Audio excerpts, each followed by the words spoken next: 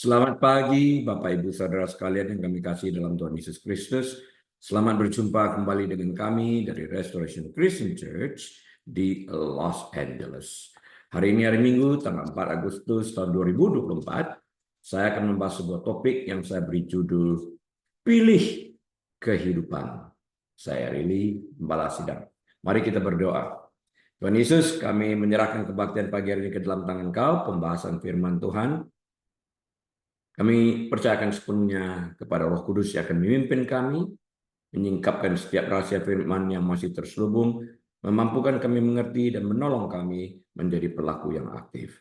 Terpuji Engkau di dalam nama Tuhan Yesus. Haleluya. Amin. Baik, Bapak Ibu Saudara sekalian, mari kita buka Alkitab kita kepada kitab Yosua, pasal yang ke-24, ayat yang ke-15. Yosua pasal 24 ayat 15. Saya bacakan bagi kita sekalian.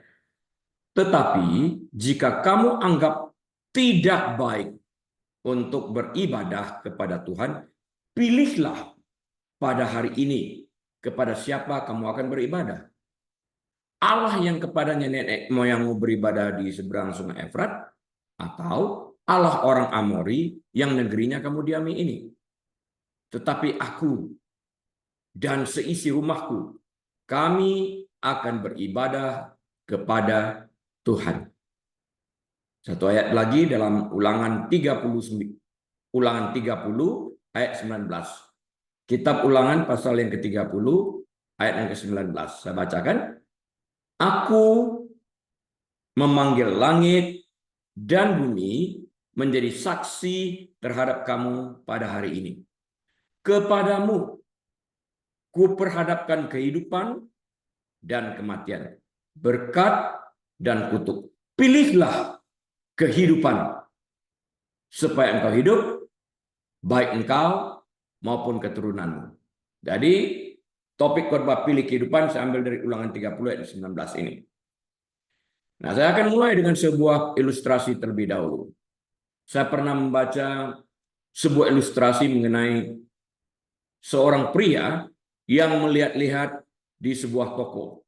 Mendadak pria ini terkejut karena melihat Allah duduk di satu gerai, sebuah meja kecil gitu ya.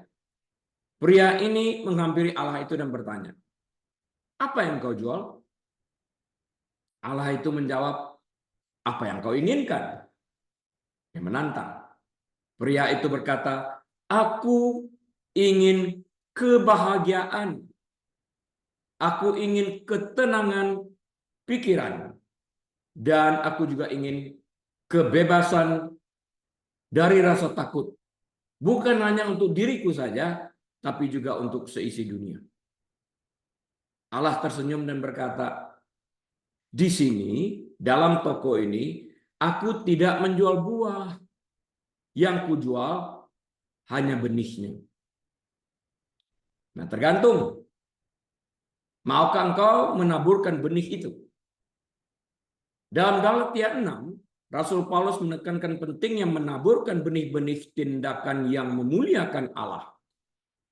Karena apa yang ditabur orang, yang tertulis dalam Galatia 6 ayat 7-9 ini, itu juga yang akan dituainya. Kita tidak dapat berharap menikmati buah-buah berkat Allah jika kita tidak menyadari pentingnya melakukan bagian kita, yaitu menaburkan benih yang Tuhan percayakan kepada kita, agar ia suatu saat berbuah. Saat benih ditaburkan, dia tidak langsung berbuah. Ada jarak saat benih ditaburkan sampai kita dapat memanen. Jadi Alkitab juga mengatakan kepada kita, jangan jemu-jemu berbuat baik. Kita harus terus-menerus, saatnya akan berbuah. Kita akan sangat tertolong jika mengikuti teladan orang lain yang telah menaburkan benih yang baik. Pengarang Samuel Shoemaker mengatakan bahwa teladan yang baik dapat mengilhami kita atau membuat kita berkata, "Oh ya, memang ia seperti itu kok. Ia tidak mudah marah, ia tidak mudah gelisah, Ia orang yang sabar, ya, tidak khawatir seperti diri saya. Orangnya baik banget, penuh pengertian. Kita kadang-kadang berkata seperti itu. Ia selalu berbahagia. Shoemaker, penulis ini melanjutkan. Mungkin kita tidak menyangka kalau ia harus berjuang untuk mendapatkan ketenangan, damai sejahtera. Dan bahwa kita dapat menang jika kita melakukan hal yang sama. Apakah Anda mencemaskan keadaan diri Anda? Mintalah pertolongan Allah dan mulailah menaburkan benih-benih tindakan dan tanggapan yang baru mulai pada hari ini. Pada saatnya nanti Roh Kudus akan menambahkan hasilnya. Saya ingat pada waktu sakit ini di bulan Mei, waktu saya bangun pagi hari, saya menemukan bengkak pada submandibular gland saya. Beberapa hari berikutnya saya kesakitan dan harus 2 kali pergi ke emergency room dalam jarak 2-3 hari. Saya diperkenalkan dengan Dr. THT dan langsung menerima saya sekalipun tidak ada appointment. Saya nggak perlu nunggu, langsung masuk. Dan kemudian dokternya memperkenalkan kepada Dr. THT lain yang kemudian menerima saya begitu juga dan kemudian mengambil tindakan operasi ini. Saya diperkenalkan dengan orang-orang yang baik. Saya bisa melewati yang harusnya menunggu sekian lama. Bisa dimasukkan, di squeeze in. Tetangga saya berkata, Anda kelihatannya berbuat baik banyak, Anda menerima hari ini. Saya melihat akan hal-hal ini. Bertemu dengan orang-orang yang baik, ditolong sedemikian rupa, dibukakan jalan. Dan saya bersyukur untuk itu semuanya. Saya menyarankan agar kita jangan berhenti berbuat baik di mana dan kapanpun, kesempatan apapun. Kita tetap dalam kondisi menaburkan benih-benih kebaikan ini. Ini penting di dalam kehidupan kita. Saatnya kita akan menuai. Dalam hidup ini kita senantiasa diperhadapkan dengan pilihan yang begitu banyak. Sejak bangun pagi hari sampai kita terlelap di malam hari. Dan pilihan yang harus kita ambil akan terus-menerus mengikuti kita setiap hari sampai kita menghembuskan nafas yang terakhir. Dalam menabur pun kita tidak terlepas daripada membuat pilihan. Benih jenis apa yang ingin kita tabur? Buah yang akan kita tuai akan bergantung sepenuhnya pada jenis benih yang kita taburkan. Tuhan sudah barang tentu tidak bertanggung jawab terhadap pilihan yang kita ambil. Kita masing-masing bertanggung jawab atas pilihan yang kita ambil dalam hidup ini. Karena setiap pilihan yang kita ambil, kita lakukan berdasarkan free will yang Tuhan berikan kepada kita saat Ia menciptakan kita. Ada orang yang tahu tentang kebenaran. Dia tahu tentang firman Tuhan. Dia tahu tentang kebenaran itu. Namun memilih dengan kesadaran penuh sesuatu yang bertentangan dengan kebenaran firman Tuhan. Dia melecehkan dengan perkataan lain akan firman Tuhan itu. Tahu yang benar, dilakukan sesuatu yang salah. Respect terhadap firman itu tidak diberikan. Artinya orang tersebut memiliki pengetahuan tentang kebenaran, namun ia dengan sengaja memilih sesuatu yang lain dalam kesadarannya yang penuh. Tidak ada seorang pun termasuk Tuhan yang bertanggung jawab atas konsekuensi akibat pilihan yang diambil orang tersebut. Kalau ia menabur sesuatu yang baik, konsekuensinya dia menerima kebaikan. Jika ia menabur sebuah kejahatan, konsekuensinya ia pun akan menuai sesuatu seperti itu. Kain memilih untuk membunuh adiknya Abel, sekalipun Tuhan telah memberi petunjuk yang benar kepadanya. Dia tahu.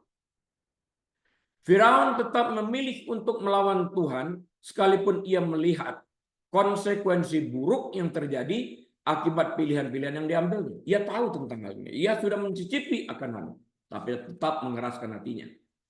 Baik Kain maupun Firaun telah mengeraskan hati mereka yang menyebabkan mata hati mereka menjadi buta. Kebutaan mata hati inilah yang membawa mereka kepada kehancuran akibat memilih yang salah.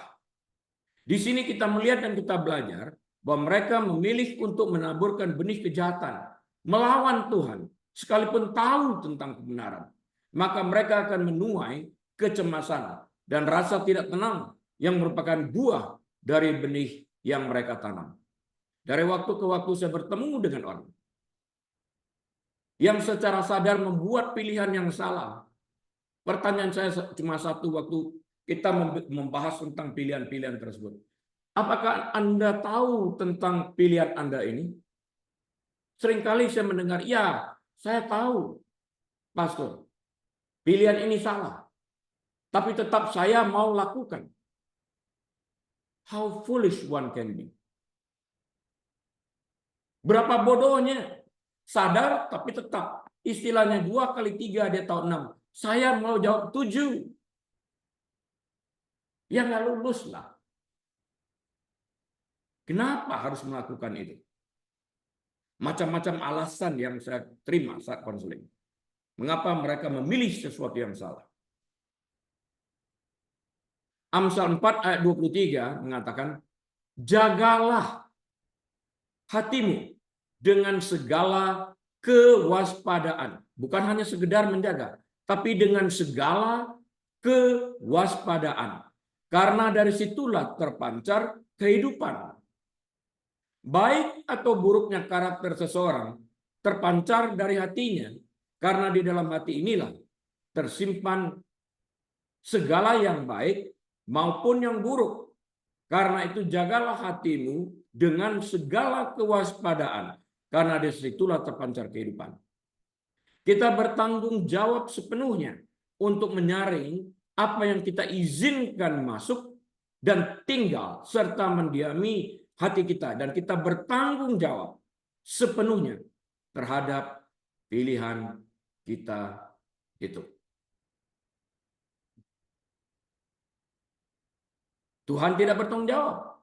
Dia memberikan kepada kita kebebasan. Dia memberikan kita free will. Kita yang menentukan. Karena kita menentukan, kita juga yang akan menikmati konsekuensinya. Baik atau buruk. Bukan Tuhan. Kita tidak dapat menudingkan Tuhan, tangan kepada Tuhan dan mengatakan, apa yang kau lakukan kepada dirimu. Seringkali orang lupa kan? Itu dia. Jagalah hatimu dengan segala kewaspadaan tadi dalam Amsal 4:23. Artinya apa?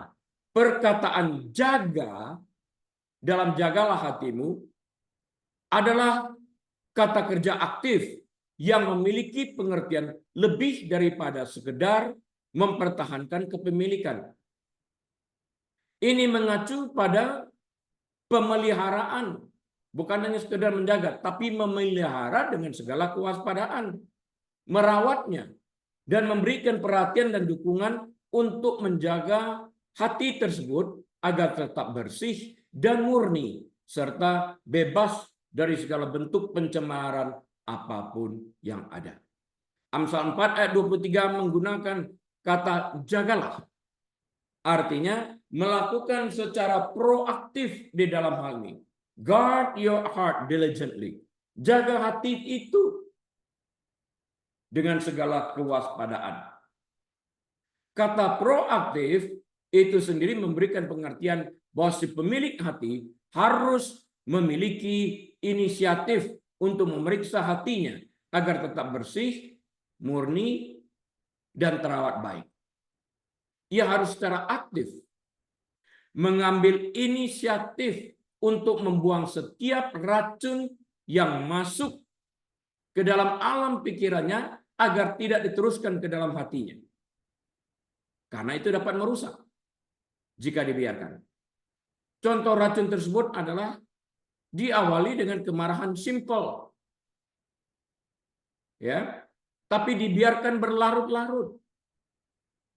menimbulkan sakit hati, menimbulkan kepahitan, dendam yang jika dibiarkan akan terus bertumbuh dan berakar di dalam hati kita tersebut.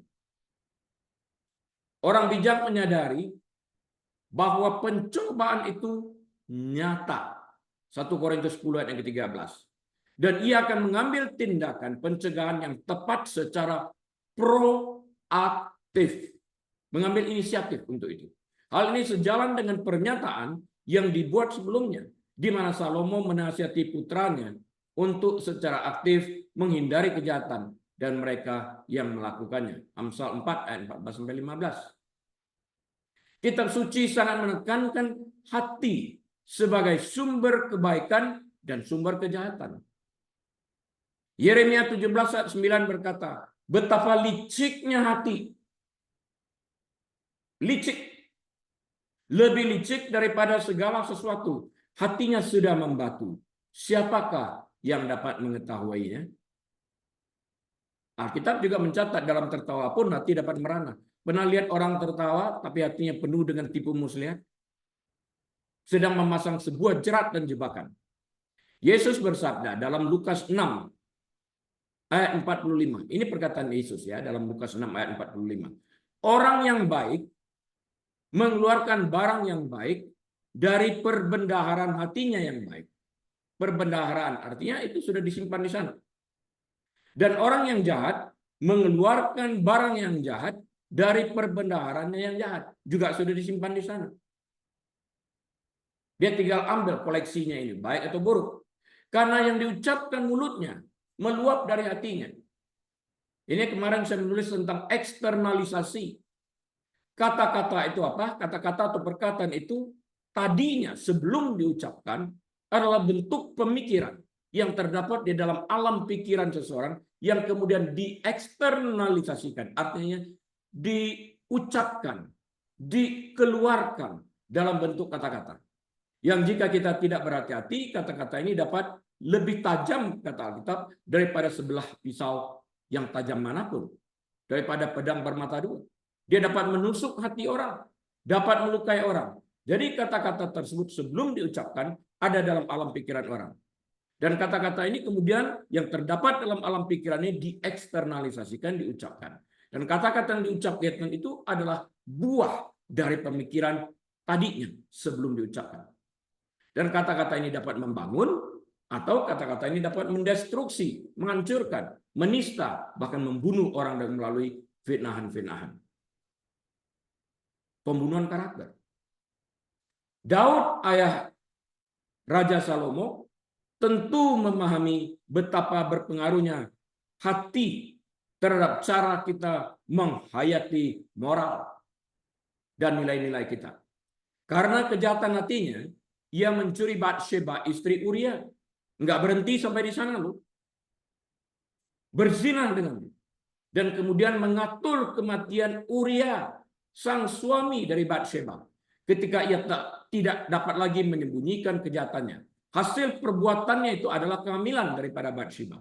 Nggak bisa disembunyikan. Namun ketika ia berada dalam kesadaran penuh akan perbuatan jahatnya, Daud berdoa, jadikanlah hatiku tahir, ya Allah, dan perbaharuilah batinku dengan roh yang teguh. Dia sadar. Waktu perbuatannya itu membuahkan hasil kehamilan, nggak bisa disembunyikan. Uria ternyata orang yang sangat setia. Sangat setia. Uria ya udah pulang ke rumah, hampiri istrimu, nggak mau dia. Dia tidur di pelataran istana. Dilaporkan kepada Raja Daud. Uria nggak mau pulang tuh, udahlah selesai. Ketahuan deh. Kemudian dia menulis surat untuk menempatkan Uria di tempat peperangan yang paling sengit, dan kemudian diminta saudara dan pasukan pemimpin komandan ini mengundurkan diri agar dia dapat ditembak dengan panah musuh dan mati di tempat. Jahat ini, jahat. Uria memegang surat kematian tersebut tanpa mengetahuinya. Surat yang ditulis oleh Raja Daud ini disampaikan kepada komandan perang. Pemimpinnya, dia mati. Daud berlumuran darah tangan. Tapi dia bertobat kemudian. Ini yang dikatakan Tuhan. Daud. Dia gambarkan sebagai biji matan. Apakah dia bebas dari kesalahan? Kita tahu tidak. Tapi hatinya lembut untuk kemudian dapat bertobat dan meninggalkan kebiasaan yang jelek. Bukan diulang. Dia setelah bertobat tidak mengulangi kesalahannya lagi.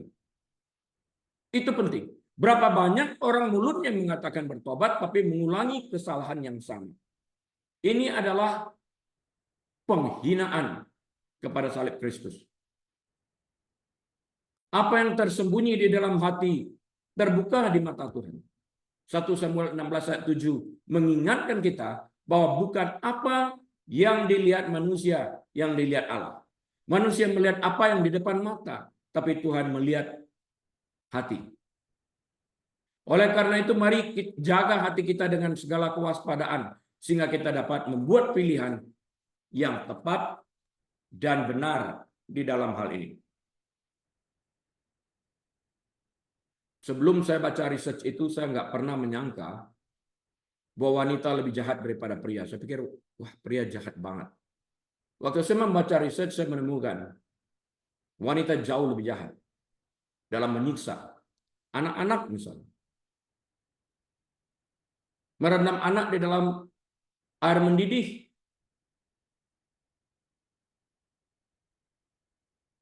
Ini kejam sekali. Seorang ibu ini melihat anaknya umur 2 tahun, belum 3 tahun. Nggak bisa kontrol bladdernya. Masih ngompol, iyalah umur 2 tahun. Mari mami tunjukkan bagaimana mengontrolnya. Anak direndam di dalam air mendidih. Ini kejam. Itu terlintas dalam benak pikirannya dan itu diberi makan. Sama seperti Kain. Diberi makannya pikiran jahat untuk membunuh Habil adiknya ini. Kenapa? Kemudian takut. My suggestion. Begitu pikiran jahat masuk ke dalam alam pikiran kita, hentikan itu. Jangan di-entertain. Jangan diberi makan. Jangan diiming-iming. Singkirkan pikiran-pikiran jahat seperti itu dan mulai menabur pikiran yang baik masukkan ke dalam hati kita. Supaya kita dapat mengalahkan segala pikiran yang jahat ini. Yosua dalam Yosua 24 ayat 15 membuat pilihan yang tegas. Baik sebagai seorang pemimpin yang membawa masuk orang Israel sebanyak 2,5 sampai 3 juta orang ini, maupun sebagai kepala rumah tangga yang memimpin rumah tangganya. Dia mengatakan apa di sana? Dia membuat pilihan. Hei, kamu mau politeisme, menyembah ilah-ilah, menyembah berhala-berhala, silakan loh.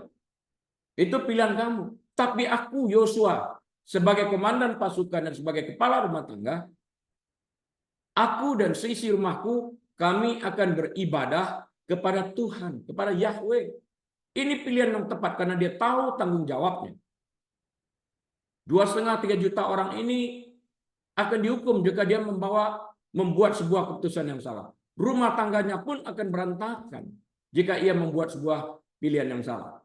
Yosua bertanggung jawab sepenuhnya terhadap pilihan yang diambilnya.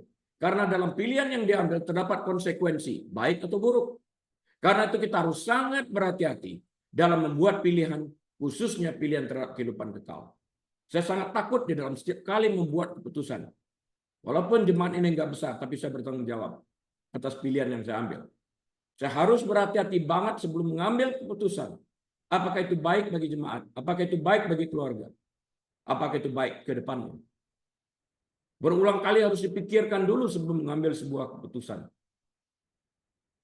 Dimanapun kita berada dalam hidup ini, keberadaan kita ini adalah hasil dari pilihan yang kita buat. Tidak ada orang lain yang bisa disalahkan atau pilihan yang kita buat. Atas pilihan yang kita buat. Karena tidak ada seorang pun yang bisa memaksa kita untuk melakukan apapun yang bertentangan dengan keinginan kita. Not even the devil can push us to do his will unless we agree. Setan juga nggak bisa kita memaksa kita untuk melakukan tindakan kejahatan kecuali kita setuju.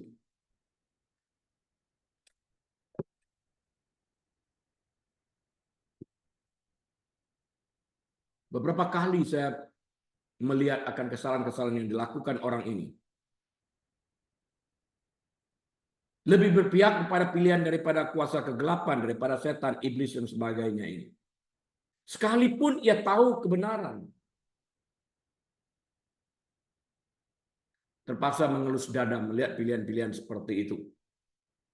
Meskipun ada faktor-faktor eksternal yang dapat menyebabkan kehancuran kita, namun kita tetap bertanggung jawab atas pilihan kita, karena sebelum kita membuat pilihan kita yang akan kita lakukan, kita sudah terlebih dahulu mempertimbangkan terhadap segala kemungkinan yang ada, baik atau buruk.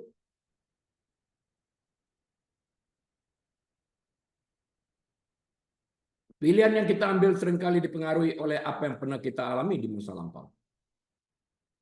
Mungkin sekitar 30 tahun yang lalu, saya pelayanan di satu tempat, saya nggak sebutlah. Urapan Tuhan begitu kencangnya, saya mengundurkan diri agar orang-orang dapat menikmati hadirat Tuhan. Saya melihat ada seorang anak remaja yang akhirnya saya mendengarkan ribut sekali di pulpit. Saya kembali masuk dan saya lihat ada seorang yang ahli karate, asyirnya berkelahi dengan anak remaja ini. Saya katakan, kenapa? Anak ini sedang kesurupan. Waktu saya rangkul anak muda ini, anak remaja ini, laki-laki. Anak ini menjerit, "Papa, jangan pukul mama seperti itu. Jangan pukul aku, Papa, jangan." Mungkin orang tuanya di dalam kemarahan tersebut lupa penganiayaan-penganiayaan yang dilakukan yang merusak jiwa anak tersebut karena dilakukan sejak usia kecil. Pada waktu dia remaja, dia begitu terlukanya melihat apa yang terjadi. Bapak, Ibu, Saudara sekalian, saya ingin menyampaikan ini. Pikirkan 2, 3, 4, 5, 10 kali kalau lebih, kalau perlu. Sebelum mengambil keputusan untuk melakukan sesuatu, apalagi kepada anak-anak. Suatu saat mereka bertumbuh, khususnya dalam bidang moral. Anak itu tidak akan lupa. Kita mungkin lupa. Mereka tidak akan lupa karena apa yang kita ucapkan itu tidak terlalu penting. Apa yang kita lakukan yang tidak sejalan dengan perkataan kita itu yang akan mereka lakukan. Papa mama melakukan itu, tentu itu yang benar, tentu itu yang baik. Aku juga melakukan hal yang sama. Bahayanya di sana. Apakah kita tertib dalam beribadah? Anak melihat. Apakah kita menghormati firman Tuhan? Yes or no? Anak melihat. Yang kita ucapkan itu, kamu harus menghormati firman Tuhan lah. Papa, mama enggak kok. Bagaimana kita mengarahkan anak itu memilih kehidupan, memilih sesuatu yang baik, jika kita menawarkan pilihan yang jelek kepada mereka dan melakukan itu di depan mata mereka. Kamu harus taat kepada orang tua. Nah, papa mama juga nggak taat kok kepada Tuhan atau kepada pimpinan atau kepada ini dan itu. Apa yang kita ajarkan itu yang tidak sesuai dengan perilaku kita akan ditolak oleh anak. Dimanapun kita berada dalam hidup ini, keberadaan kita ini adalah hasil dari pilihan yang kita buat. Kita berada di Amerika, pilihan kita. Tidak ada orang lain yang bisa disalahkan atas pilihan yang kita buat, karena tidak ada seorang pun yang bisa memaksa kita untuk melakukan apapun yang bertentangan dengan kita. Lihat Adam dan Hawa, wanita yang kau tempatkan dalam kehidupanku. Dia menyalahkan Tuhan. Padahal dia membuat pilihan melanggar ketentuan yang ditetapkan oleh Tuhan untuk tidak memakan buah tersebut. Kok Tuhan yang disalahkan? Itu kan pilihan kamu untuk melanggar. Apa yang pernah terjadi pada kita di masa lampau tidak terlalu penting. Apa yang kita lakukan terhadap apa yang pernah terjadi ini, itu yang akan menentukan perjalanan hidup kita selanjutnya dari titik itu. Yang dimulai saat kita menentukan itu, apa yang ingin kita lakukan dengan apa yang pernah terjadi itu. Selain itu kita juga tahu bahwa segala sesuatu yang kita lakukan dalam membuat pilihan kita penuh dengan resiko. Karena itu kita harus sangat berhati-hati dalam membuat pilihan kita. Kita harus mempertimbangkan dengan baik-baik segala risiko yang ada melalui keputusan yang akan kita ambil. Namun, jika kita tidak pernah mengambil risiko, kita juga belum pernah mengalami kehidupan ini. Dalam segala sesuatu yang kita lakukan ada risikonya. Harus dipertimbangkan. Beberapa hari yang lalu kita lihat pilihan yang salah dilakukan oleh 2 orang yang berkelahi di tengah jalan. Di freeway, road rage yang mengakibatkan kematian dua-duanya. Karena dua-duanya memiliki senjata. Anak kecil duduk di belakang mobil. Detik itu ia kehilangan seorang ayah. Karena pilihan yang salah. Why? Pengalaman masa lampau kita tidak dapat menjadi penghalang atau pendorong kita untuk maju. Badai yang sama, yang begitu kencangnya yang membuat ayam menjadi takut, menyebabkan elang terbang tinggi. Namun jika elang tersebut dibesarkan di dalam kandang ayam, ketakutannya juga sama kok. Di mana kita mengarahkan pandangan kita? Mengertikah kita posisi kita di dalam kehidupan ini? Di mana kita arahkan pandangan kita ini? Kepada Kristuskah atau kepada dunia? Elang memandang apa? Elang lain yang terbang tinggi atau melihat ayam yang mematuk di tanah? Hasilnya akan berbeda, tergantung di mana kita mengarahkan pandangan kita. Apakah kita telah mengarahkan pandangan kita pada sesuatu yang harus kita lihat, atau kita mengarahkan pandangan kita kepada sesuatu yang tidak relevan terhadap pilihan yang harus kita ambil? Kita pernah membahas ini dulu. Saya bertanya, kapan burung terlihat lebih besar daripada gunung? Kalau burung tersebut terbang di depan mata. Pada elang, dia dapat menghentikan itu kok. Saya pernah membaca cerita tentang itu juga. Bagaimana elang itu tidak dapat terbang tinggi. Karena dia dibesarkan oleh seekor induk ayam. Akhirnya datang seorang yang mengatakan bisa. Dia coba, nggak bisa, naik ke atas atap rumah, terbangkan elangnya. Nggak bisa, kasihkan kata-kata positif. Nggak bisa. Akhirnya, dia bawa elang tersebut ke atas gunung yang tinggi. Dia tunjukkan kawanan daripada elang. Kemudian dia lepas. Nah kini, elang tersebut matanya tertuju kepada elang yang lain. Dia tidak melihat kandang ayam lagi. Dia tidak melihat itu lagi. Apa yang pernah terjadi bahwa dia dibesarkan di kandang ayam ini, saat ini dia melihat elang yang lain. Dia mengalihkan pandangannya kepada sesuatu yang harus dilihat. Bukan apa yang ingin dilihat. Dia terbang. Perubahan alam pikiran seperti ini yang harus kita nikmati seperti yang tertulis dalam Roma 12 ayat yang kedua. Pilihan untuk berubah. Hidup ini penuh dengan pilihan, saya katakan tadi. Misalnya saat mendengar jam alarm berbunyi, kita dapat memilih untuk tetap berbaring di tempat tidur sebentar lagi, atau segera bangun dan mempersiapkan diri kita untuk hari itu. Kita juga bisa memiliki beragam pilihan sepanjang hari. Kita dapat memilih jenis makanan tertentu untuk sarapan pagi, atau makan siang, atau makan malam. Kita dapat memilih bagaimana kita ingin berpakaian. Apapun yang kita lakukan, kita dapat pilih.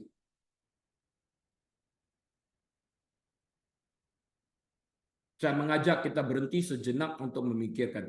Pilihlah sesuatu yang baik. Libatkan Tuhan di dalam setiap pilihan yang ada itu. Jangan sampai Tuhan tidak dilibatkan. Kita salah di dalam memilih karena Tuhan tidak hadir di dalam pilihan tersebut. Kita juga bisa memilih menjadi pengikut Kristus dan masuk surga, atau mengabaikan undangan Yesus dan masuk neraka. Pilihannya ada pada kita. Di antara sekian banyak pilihan itu, ada hal-hal yang sama sekali tidak bisa kita pilih. Seperti kita tidak dapat memilih jenis kelamin kita. ketika kita dilahirkan. Kita tidak dapat memilih siapa menjadi orang tua kita. Kita tidak dapat memilih etnisitas kita. Ya. Tapi kita dapat memilih. Aku ingin kerja apa? Aku ingin hidup di mana? Itu bisa kita pilih. Aku ingin berpakaian apa hari ini? Itu dapat kita pilih. Aku ingin makan apa hari ini? Itu dapat kita pilih. Aku ingin setia kepada Tuhan atau tidak setia kepada Tuhan.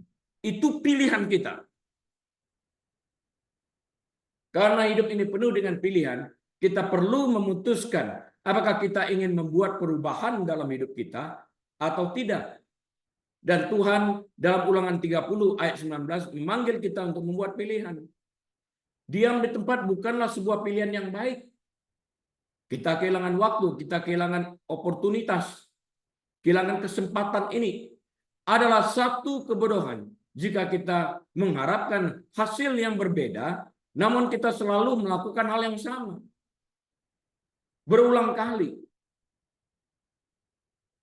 Einstein mengatakan ini. Insanity. You keep repeating the same mistake again and again and you hope to have a different result. It doesn't work that way. Tidak ada yang berubah jika kita tidak membuat perubahan. Kita semua tahu tentang kebenarannya. Perubahan itu hanya terjadi saat kita secara sengaja membuat perubahan itu terjadi.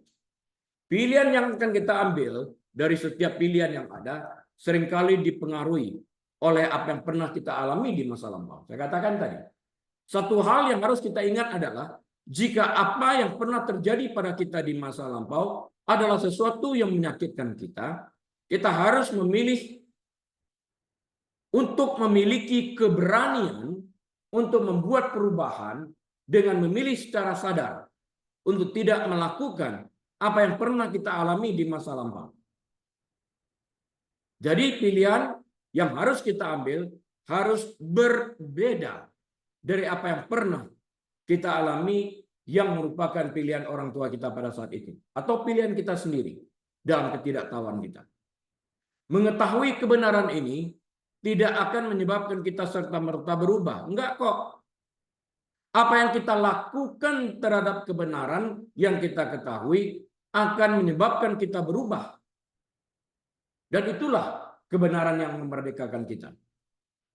Memilih untuk berubah berarti kita siap untuk melanjutkan hidup kita. Meninggalkan segala sesuatu yang lain.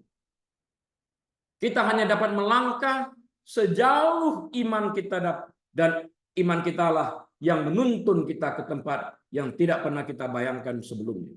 Itu pilihan kita.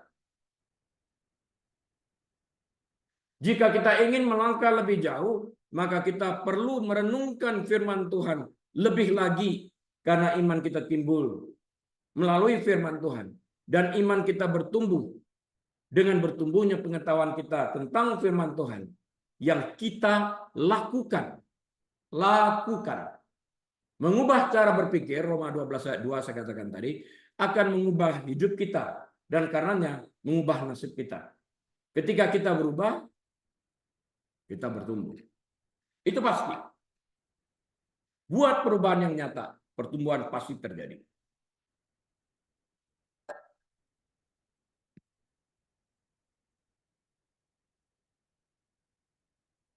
Koreksi diperlukan jika kita ingin membuat perubahan. Untuk itu mari kita terlebih dahulu belajar tentang koreksi yang berasal dari Tuhan. 2 Korintus pasal yang ke-12 ayat 7 sampai dengan 10. 2 Korintus 12 ayat 7 sampai dengan 10 mengatakan, dan supaya aku, kata Rasul Paulus, jangan meninggikan diri, menjadi sombong maksudnya, karena penyataan-penyataan yang luar biasa itu, maka aku diberi suatu duri di dalam dagingku, yaitu seorang utusan iblis untuk mengocoh aku. Supaya aku jangan meninggikan diri. Tentang hal itu sudah 3 kali aku berseru kepada Tuhan, supaya utusan iblis itu mundur daripadaku. Ayat 9, tapi jawab Tuhan kepadaku, cukuplah kasih karuniaku bagimu, Sebab justru dalam kelemahanlah kuasaku menjadi sempurna.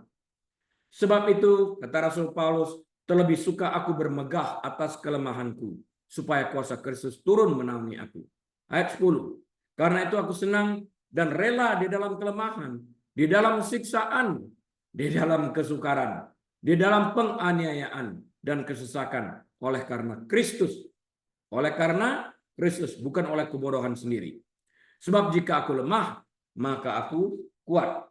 Karena dia berkata, it is no longer I who live, but Christ lives in me. Bukan lagi aku yang hidup, tapi Kristus. Powernya, kuasanya, itu yang bekerja melalui kita.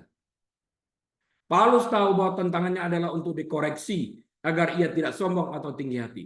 Koreksi itu dengan Allah menempatkan utusan iblis ini, yang ngerem dia, agar jangan menjadi sombong. Dia harus bergantung kepada Tuhan akan sakitnya ini. Jadi itu sebuah rem bagi dia setiap kali untuk ingat, jangan sombong, jangan sombong, jangan sombong. Karena penyataan-penyataan yang diberikan, pujian yang dia terima, pelayanan yang begitu berhasil, orang bisa sombong. Beberapa alasan bagi kita melihat ke belakang adalah karena kesalahan atau luka di masa lampau kita. Ketika kita berbicara tentang tantangan, tantangan itu bisa berupa malapetaka, bisa berupa penyakit, bisa berupa kemiskinan, kesulitan, keterbatasan dalam kemajuan atau hal-hal bodoh lainnya. Paulus tidak tersinggung karena dia tahu bahwa tantangan terbesarnya adalah untuk dikoreksi dari sikap sombong atau tinggi hati. Dan itulah sebabnya dia tidak memandang Tuhan dengan cara yang buruk atau marah. Dia rela menerima koreksi tersebut. Penting sekali menerima koreksi agar kita bisa meninggalkan kesalahan masa lalu dan melanjutkan hidup menuju garis finish yang ada di depan mata kita. Jadi jangan marah atau kecil hati saat Tuhan mengoreksi kita. Perubahan sikap atau karakter adalah koreksi yang kita terima dan lakukan berdasarkan pengetahuan baru yang kita peroleh melalui proses apa? Belajar. Ketika Tuhan mengoreksi kita, dikoreksi, koreksi. Guru mengoreksi pekerjaan kita. Orang tua mengoreksi karakter kita. Firman Tuhan mengoreksi kita, karakter kita, tindakan kita, perilaku kita, alam pikiran kita. Karena firman Tuhan itu ibarat cermin. Kita memandang diri kita ke dalam firman Tuhan tersebut. Ketika Tuhan mengoreksi kita, itu berarti Tuhan mengasihi kita. Karena itu yakinlah bahwa Tuhan mengasihi kita sehingga Ia mengoreksi kita seperti yang tertulis dalam kitab Wahyu pasal yang ketiga, Wahyu 3 ayat 19. Barang siapa ku kasihi, ia ku tegur dan ku hajar. Sebab itu apa? Relakanlah hatimu dan bertobatlah. Dua hal. Relakan hatimu, jangan marah. Relakan hatimu, kemudian bertobatlah. Bertobat artinya apa? Tinggalkan kesalahan itu, hasilkan buah yang sesuai dengan pertobatan. Rasul Paulus memberi contoh ini. Kalau dulu mencuri, jangan mencuri lagi. Ini buah pertobatan. Bekerjalah dan hasilkan sesuatu dengan kedua tanganmu ini dan bantu orang yang kurang beruntung. Karena engkau dulu pun seperti itu. Ini buah pertobatan, sebuah progres yang kita lihat. Tapi seringkali waktu teguran diberikan, orang marah.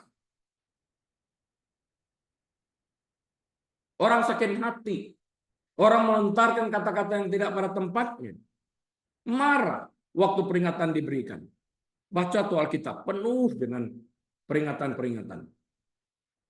Dan kita melihat pada waktu peringatan diadakan, kok aku dikutuki, itu katanya.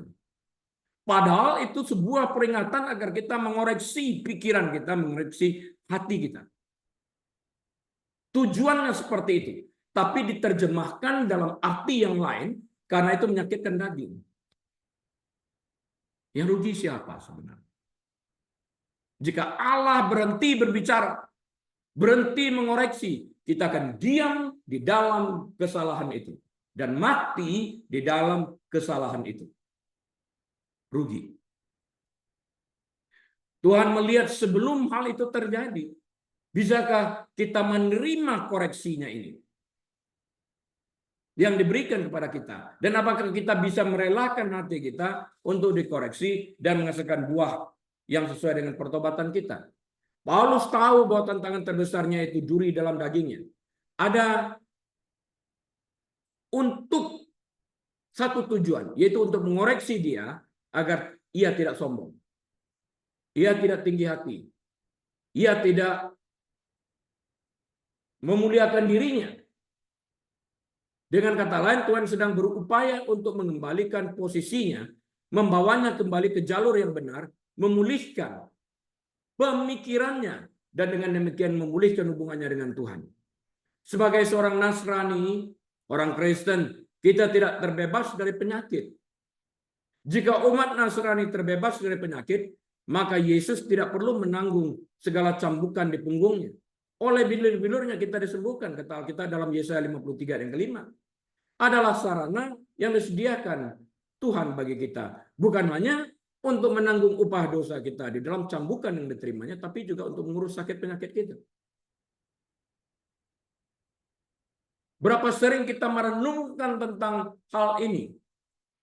We just take it for granted dan kita menghina Tuhan itu. Nggak respect. Apapun yang kita hadapi sebagai pengikutnya, anggaplah itu sebagai tantangan yang dapat membawa kita ke level berikutnya. Apapun situasi yang kita hadapi, tantangan apapun yang mungkin kita hadapi atau sedang hadapi, kesulitan apapun yang mungkin kita hadapi, meskipun kita tidak dikecualikan sebagai pengikut Kristus, sebagai orang Kristen, kita harus ingat, dengerin ini, harus mempertimbangkan hal itu sebagai kekuatan pendorong yang hanya akan membawa kita ke tingkat berikutnya. Tantangan kita bukan untuk menghancurkan kita, tapi untuk mengangkat kita ke level berikutnya. Tantangan kita mungkin akan mengangkat kita ke posisi yang lebih baik. Tantangan kita mungkin akan menjaga kita tetap rendah hati pada saat Tuhan membawa kita kepada level yang lebih tinggi. Tantangan yang kita hadapi mungkin adalah memperkuat hasrat kita akan Tuhan sehingga kita semakin mengasihinya. Anggaplah tantangan kita sebagai alasan untuk mempercayai Tuhan lebih lagi, karena Tuhan ingin mempercayai kita dengan pelayanan yang lebih besar lagi. Paulus melihat tantangannya, duri dalam dagingnya, sebagai alasan untuk percaya kepada Tuhan, sama seperti dia melihat saat-saat indahnya.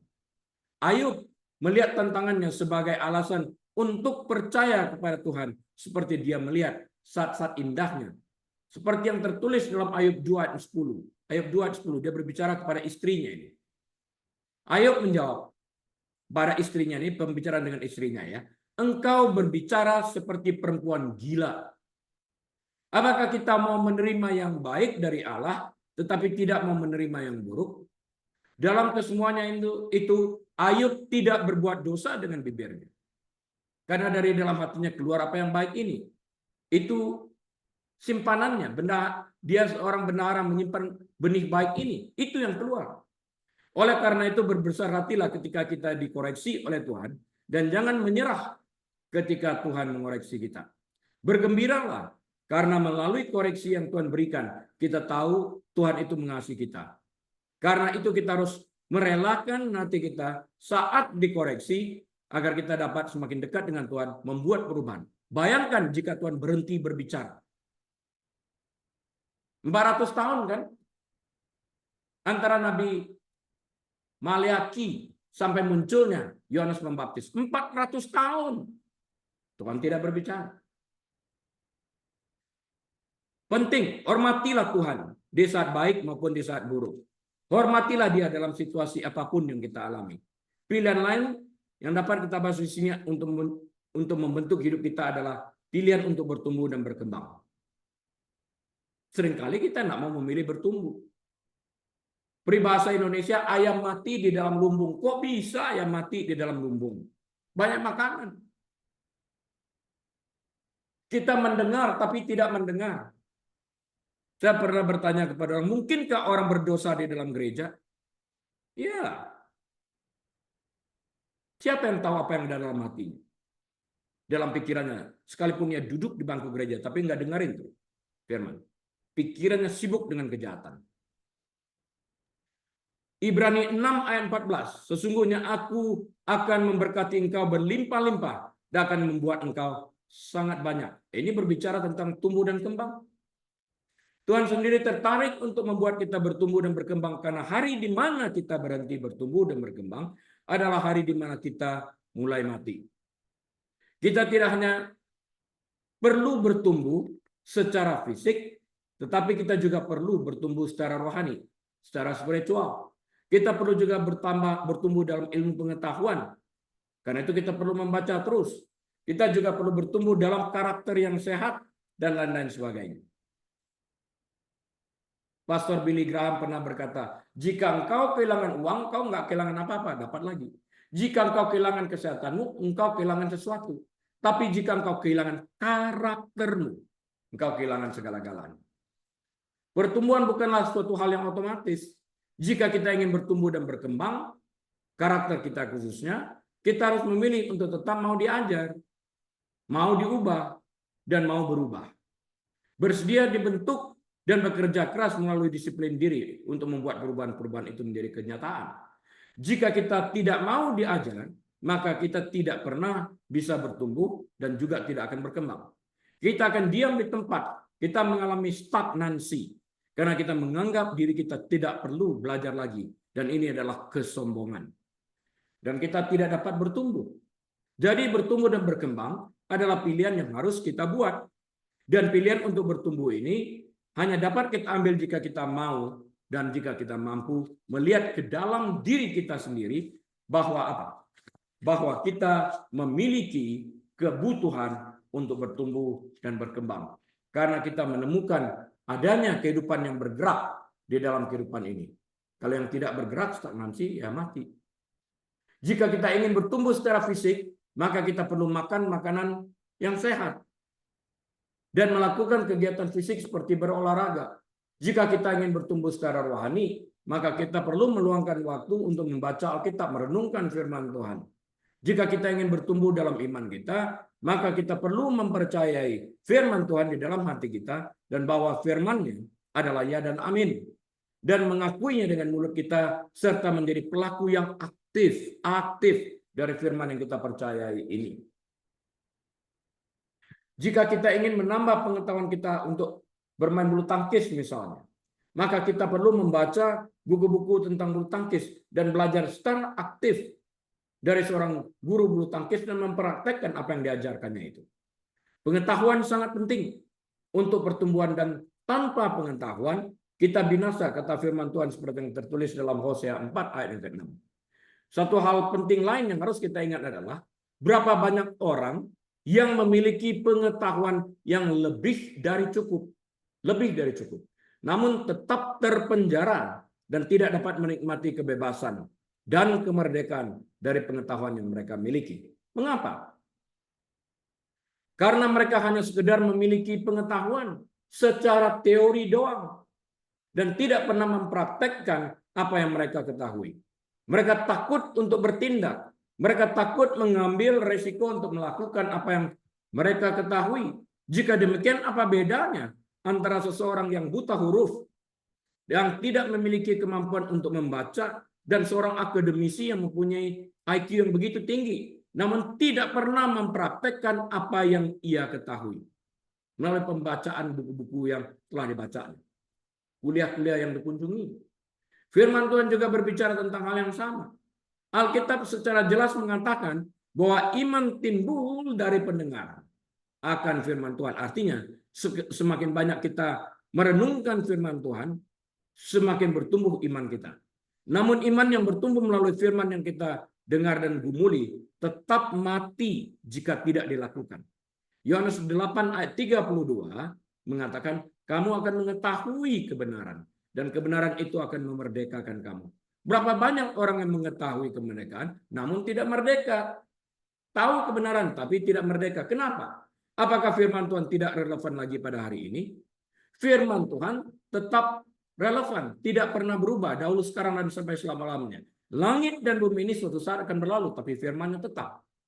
Jika demikian, mengapa masih banyak orang yang terbelenggu sekalipun mengetahui kebenaran? Karena mereka hanya sekedar mengetahui, namun tidak melakukannya. Contoh, berapa banyak orang yang tahu dan mengenal kebenaran bahwa Yesus adalah Tuhan, Yesus adalah Juru Selamat, namun tidak selamat. Bukankah hal ini disebabkan karena yang bersangkutan hanya sekedar mengetahui bahwa Yesus adalah Tuhan dan Juru Selamat, sekedar pengetahuan doang, tetapi tidak menjadikan Yesus sebagai Tuhan dan Juru Selamatnya di dalam kehidupannya. Jadi, sekalipun mereka memiliki pengetahuan, namun mereka tidak melakukan apa yang telah mereka ketahui. Apakah dapat disebut bahwa mereka bertumbuh, berkembang? Bukankah mereka lebih buruk daripada orang lain yang tidak memiliki pengetahuan seperti yang mereka miliki? Kesimpulan saya adalah, pilihlah untuk melakukan apa yang benar. Melakukan apa yang benar jika dibandingkan dengan melakukan apa yang mudah, shortcut, murah, populer, atau nyaman, tidak selalu menyenangkan dalam jangka panjang. Namun itulah yang membangun karakter dan menjaga harga diri kita. Melakukan apa yang benar adalah obat tidur, karena kita tidak perlu khawatir dan hidup dalam was-was. Melakukan apa yang benar menciptakan kedamaian batin dan membuat keputusan kita ke depan jauh lebih mudah karena kita telah memutuskan terlebih dahulu apa yang kita perjuangkan, yaitu memilih untuk hidup bertumbuh dan berkembang dalam integritas. Mengambil jalan keluar melalui jalan pintas membuat kita tidak dapat diandalkan. Kita akan menjadi seorang yang suatu hari akan berakhir tanpa teman. Karena itu pilihlah kehidupan dengan melakukan kebenaran. Amin. Tuhan Yesus, kami terima kasih. Hamba-Mu telah selesai berbicara. Biarlah Engkau terus menuntun kami ya Tuhan. Agar kami berada di tempat di mana Engkau ingin kami berada. Jemaat yang dikasihi Tuhan, mari kita angkat kedua tangan kita, buka pintu hati kita, terimalah berkat Tuhan. Tuhan memberkati engkau dan melindungi engkau. Tuhan menyinari engkau dengan wajahnya dan memberi engkau kasih karunia. Tuhan menghadapkan wajahnya kepadamu dan memberi engkau damai sejahtera. Tuhan membuat engkau menjadi kepala, bukan ekor, naik, tidak pernah turun. Diberkati saat engkau masuk, diberkati saat engkau keluar, diberkati bakulmu, diberkati tempat adonanmu. Engkau memberi pinjaman kepada banyak bangsa sementara engkau tidak pernah meminjam. Apapun yang kau kerjakan dengan kedua tanganmu, Tuhan membuat berhasil. Sehingga nama Tuhan dipermuliakan. Biarlah kita membuka lembaran waktu kita dengan hati penuh dengan ucapan syukur dan terima kasih dengan hikmat marifat dari Allah Bapa, damai sejahtera dari Tuhan Yesus, dalam persekutuan yang manis dan erat bersama dengan Tuhan Allah Roh Kudus saat ini sampai selama-lamanya. Haleluya. Semua kita percaya berkata amin. Baik Bapak Ibu Saudara sekalian, atas izin Tuhan kita akan berjumpa kembali minggu depan. Tuhan Yesus memberkati. Shalom.